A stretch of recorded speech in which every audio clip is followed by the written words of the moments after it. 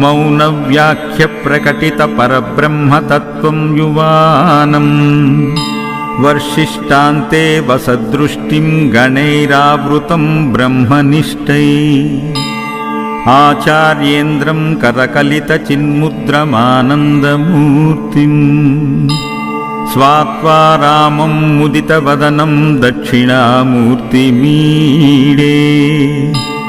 विश्वं दर्पणदृश्यमाननगरीतुल्यं निजान्तर्गतम् पश्यन्नात्मनि मायाया बहिरिवोद्भूतं यथा निद्रया यः साक्षात् कुरुते प्रबोधसमये स्वात्मानमेवाद्वयम् तस्मै श्रीगुरुमूर्तये नम इदं श्रीदक्षिणामूर्तये बीजस्यान्तरिवाङ्कुरो जगदिदं प्राज्ञिर्विकल्पं पुनः मायाकल्पितदेशकालकलना वैचित्रचित्रीकृतम् मायावीव विजृम्भयत्यपि महायोगी वयश्चेच्छया तस्मै श्रीगुरुमूर्तये नमम्यदं श्रीदक्षिणामूर्तये यस्तैव स्फुरणं सदात्मकं मसत्कल्पार्धकं भासते साक्षात् तत्त्वमसीति वदवचसा यो बोधयत्राश्रितान्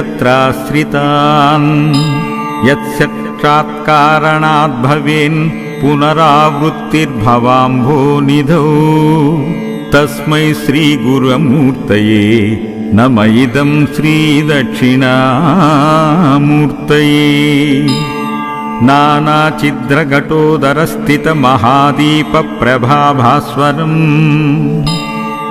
ज्ञानयस्य तु चुक्षरादिकरणद्वारा बहिः संदते जानामीति तमेव बान्थ मनुबाच्ये तत्समस्तं जगत् तस्मै श्रीगुरुमूर्तये नम इदं श्रीदक्षिणामूर्तये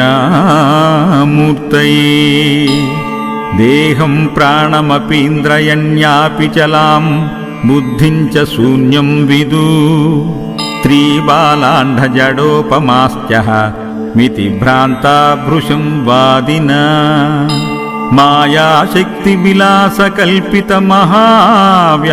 मायाशक्तिविलासकल्पितमहाव्यामोहसंहारिणे तस्मै श्रीगुरुमूर्तये नम इदं श्रीदक्षिणामूर्तये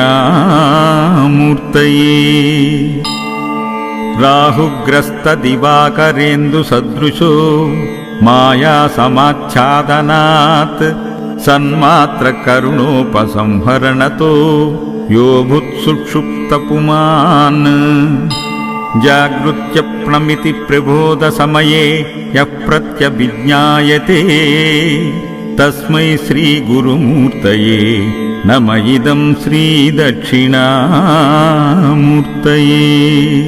बाल्यादिष्यपि जाग्रदादिषु तदा सर्वास्वस्थास्वपि व्यावृत्तास्वनुवर्तमानमिहमित्यन्तस्फुरन्तं सदा स्मात्मानं प्रकटीकरोति भजतां यो भद्रया मुद्रया तस्मै श्रीगुरुमूर्तये नम इदं श्रीदक्षिणामूर्तये विश्वं पश्यति कार्यकारणतया स्वस्वामि सम्बन्धता शिष्याचार्यतया तदैव पितृपुत्राद्यात्मना भेदते स्वप्ने जाग्रति वायु एष पुरुषो माया परिभ्रामिता तस्मै श्रीगुरुमूर्तये नम इदं श्रीदक्षिणामूर्तये घोरं भाष्यनलो नीलोऽम्बरमहर्नादो हिमांशुपुमा नित्या भाति चराचरात्मकमिदं यस्त्वैव मूर्त्याष्टकम् नान्यत् किञ्चन विद्यते विमृशतां यस्मात् परस्माद् विभो तस्मै श्रीगुरमूर्तये नम इदं श्रीदक्षिणामूर्तये। सर्वात्मत्वमिति स्फुटीकृतमिदं यस्मादमुष्मिंस्तवे तेनास्य श्रवणात् तदर्थ मनन्नाद्यानाञ्च संकीर्तनात्।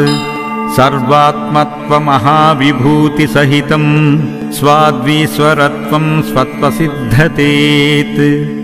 तत्पुनरष्टदा परिणतं चैश्वर्यमव्याहतं वटविटपि समीपे भूमिभागे निषण्णम्। सकलमुनिजननां ज्ञानदातारमारात् त्रिभुवनगुरुमीशं श्रीदक्षिणामूर्तिदेवं। जननमरणदुःखच्छेद दक्षं नमामि। चित्रं वटतरोर्मूले वृद्धा शिष्या गुरुर्युवा। गुरोस्तु मौनं व्याख्यानां शिष्यास्तु छिन्न संशया। ॐ नमः प्रणवार्धाय शुद्धज्ञानैकमूर्तये निर्मलाय प्रशान्ताय दक्षिणामूर्तये नमः। गुरवे सर्वलोकानां भिषजे भवरोगिणां निधये सर्वविद्यानां दक्षिणामूर्तये नमः। दक्षिणामूर्तये नमः। दक्षिणामूर्तये नमः।